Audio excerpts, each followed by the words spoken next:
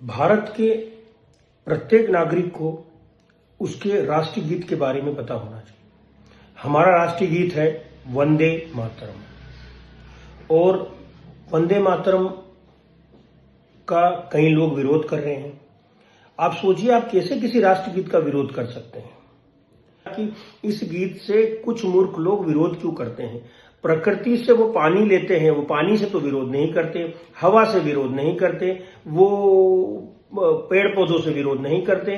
वंदे मातरम, सभी भारतवासियों को अपने राष्ट्र गीत पर गर्व होना चाहिए। और हमारा राष्ट्र गीत एक वैज्ञानिकता के आधार पर बनाया हुआ राष्ट्र गीत है। ये कई व्यक्ति विशेष होना होकर के एक जो है जीवन विशेष है। ये पूरा प्रकृति का वर्णन है। इस गीत में पूरे प्रकृति का वर्णन किया जाता है। मुझे वंदे मातरम का अगर आपको इतिहास पता हो तो मैं आज बताना चाहता हूं कि वंदे मातरम सबसे पहले बंकिम बाबूजी ने 1875 में इसको गाया था, और ये स्वतंत्रता का सबसे बड़ा उद्घोष था। कुल 6 अंतरे थे, लेकिन कुछ लोगों के विरोध के कारण, पता नहीं वो विरोध क्यों था, इसमें सिर्फ 2 अंतरों को शामिल किया गया है, 4 अंतरों को शामिल नहीं किया गया है। तो ये देश को जानना चाहिए कि 4 अंतरे क्यों शामिल नहीं किए गए।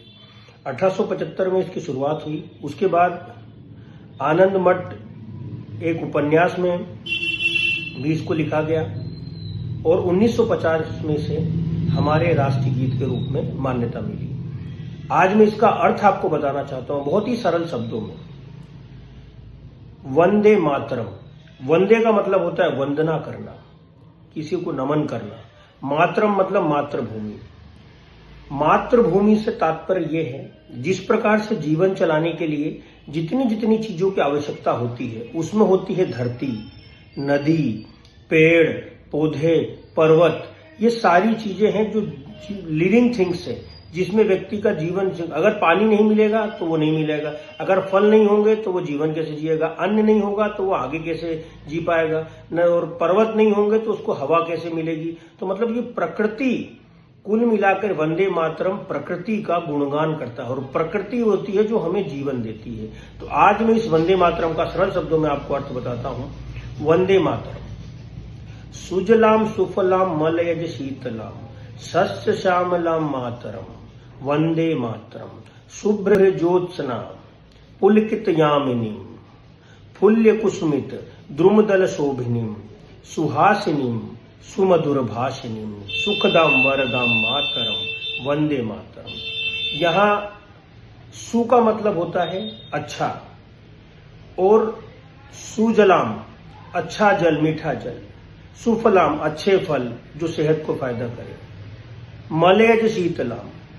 मलय शीतलाम का मतलब है, मलय एक पर्वत है कर्नाटका में मैसूर की तरफ। उस पर्वत में चंदन के बहुत पेड़ हैं, जैसे हमारे यहाँ मलयागिरी चंदन बहुत फेमस है। तो वो जो हवा आती है उस पर्वत से बड़ी शीतल और सुगंधित आती है, इसलिए उस पर्वत का नाम लिया गया है कि मलय पर्वत का उसमें नाम आता है। सुजलाम सुफलाम मलयज शीतलाम शस्य श्यामलाम मातरम। शस्य का मतलब होता है हमारी फसल, श्यामलाम जो हमें हमारी अन्न मिलता है, ये उसी से संबंधित है। हम ऐसी मातृभूमि का नमन करते हैं जो हमें इस प्रकार की फसलें और ये फल देती हैं। उसके बाद में शुभ्र ज्योत्सना। शुभ्र का मतलब होता है चमकीला, ज्योत्सना का मतलब होता है कि चांदनी। शुभ्र ज्योत्सना। पुलकित मतलब कि बहुत प्रसन्न चित्त करने वाली। यामिनी मतलब रात, जो हमारे को चंद्रमा की रात होती है, ये चंद्रमा से संबंधित है, तो हमें बड़ी मधुर जो है सुखद अनुभव प्रदान करती है। शुभ्र ज्योत्सना पुलकित यामिनी फुल्य कुसुमिता। फुल्य मतलब खिले हुए, कुसुम मतलब फूल। द्रुमदल शोभिनी। द्रुमदल से यहां तात्पर्य है, द्रुम मतलब होता है कि पेड़, और दल मतलब होता है पेड़ों का एक समूह। जब हम एक साथ सारे पेड़ एक साथ देखते हैं तो प्रकृति बड़ी सुंदर लगती है। तो ये जो शोभा बढ़ाते हैं, तो ये पेड़ जो है एक साथ जब दिखते हैं, इनका दल ये शोभा बढ़ाते हैं। तो ये प्रकृति का वर्णन किया जाए। द्रुमदल शोभिनीम सुहासिनीम, कि कितना सुहाना लगता है ये। इसलिए हम लोग टूरिस्ट प्लेस में जाते हैं, आनंद में जाते हैं। सुमधुर भाषिणी, जब भी आप नेचर के पास खड़े हो तो वो पानी की कलकल की आवाज, वो हवा का महसूस होना, वो पत्तों की आवाज, वो पक्षियों की आवाज, कितनी हमको उसकी मधुर वाणी लगती है। तो सुमधुर भाषिणी, सुखदाम, सुख देने वाली, वरदाम, और ये हमें वरदान ही तो देती है, जो हमें पानी देती है, पानी मिलने का वरदान, अन्न मिलने का वरदान, हमको ताजी हवा मिलने का वरदान। सुखदाम वरदाम मातरम, वंदे मातरम, ऐसी मातृभूमि को नमन करते हैं, नमन करता हूं। ऐसी मातृभूमि को सभी को नमन करना चाहिए। कितना अच्छा गीत है हमारा राष्ट्रीय गीत। हमारा राष्ट्रीय गीत लिविंग थिंग्स, सजीव चीजों पर बना हुआ है, जो पूरे संसार को एक संदेश देता है कि आप प्रकृति से ही आप उत्पन्न हुए हो और प्रकृति ही आपको सारा जीवन देती है। तो इस प्रकृति का गुणगान किया गया है वंदे मातरम में।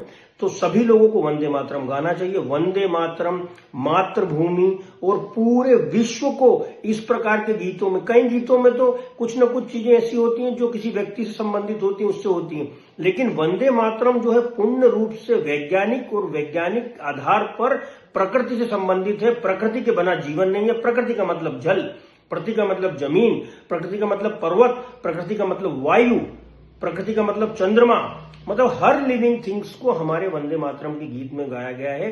कितना मधुर गीत है। ऐसे गीतकार को भी नमन है।